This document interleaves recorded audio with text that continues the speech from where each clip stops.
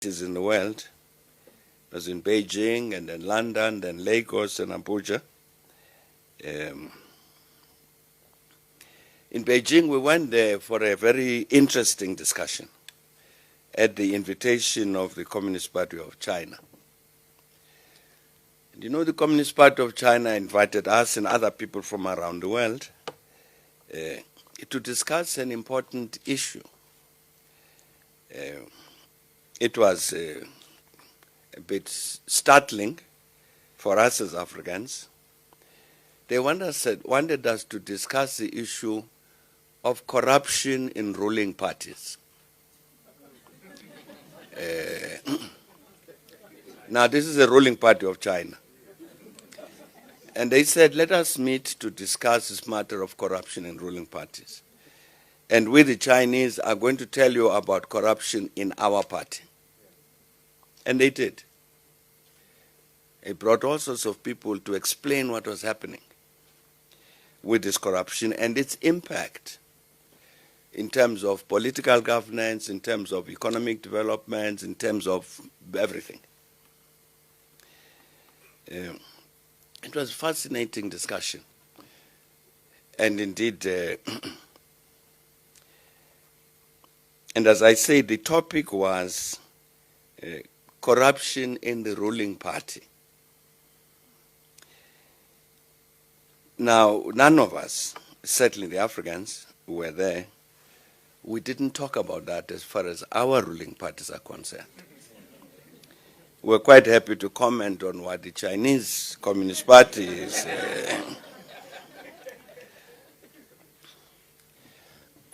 I'm mentioning it because it was fascinating that they have that kind of courage to look at themselves and to say, but here is a problem which is impacting negatively on everything that we're trying to do in China, and therefore we must address it openly. They even brought members of the judiciary there because they explained what the party itself is doing to fight corruption in its ranks, but how the state, also the courts, the police, and so on, interact with that to ensure that the state system is not intimidated by the fact of the ruling party to say that this is a member of the Politburo and whatever, and therefore they are untouchable.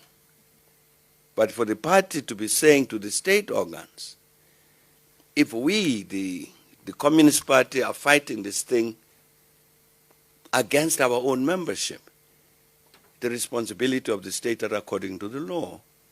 And you can't say, because these are people who are high in the party and government and so on, are therefore untouchable. Now, I don't know if this is going to be part of your program of action tomorrow. Because indeed, that is an important challenge on our continent. I think if we look around throughout the continent, it really will be very difficult to find a ruling party that has no corruption in it. I think it would be extremely difficult. I'd challenge everybody. Obenewa was challenging people to raise their hands. I'd ask anybody to tell me one ruling party on the continent that's not touched by corruption. And I know there's no hand that's going to go up. It's an important challenge because of its impact. It's bad in itself, but it has an impact on all of these things we're trying to do.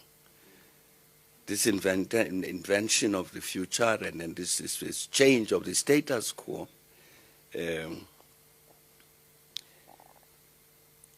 is this one of the matters on which the Alumni Forum should focus. But certainly, for those of us who were in Beijing, we found this a very important challenge, and drew great inspiration from the fact that the Communist Party of China could so openly and consistently discuss this matter, including mentioning names. I think at that point when we were there, that's 3.5 weeks ago, the highest person at that point that had been caught in the party system, and the party was dealing with this, was a member of the Central Committee, was responsible for intelligence throughout China. And so they were saying this person involved in corruption in the following way, and therefore the party must take whatever disciplinary action it does, and later the state organs would also take their own actions. I'm giving that as an example of the challenge that this alumni forum is going to face, to identify what are these interventions we want to make on the continent. And I'm saying that they won't be easy if we want to be as effective as we indeed need to be effective.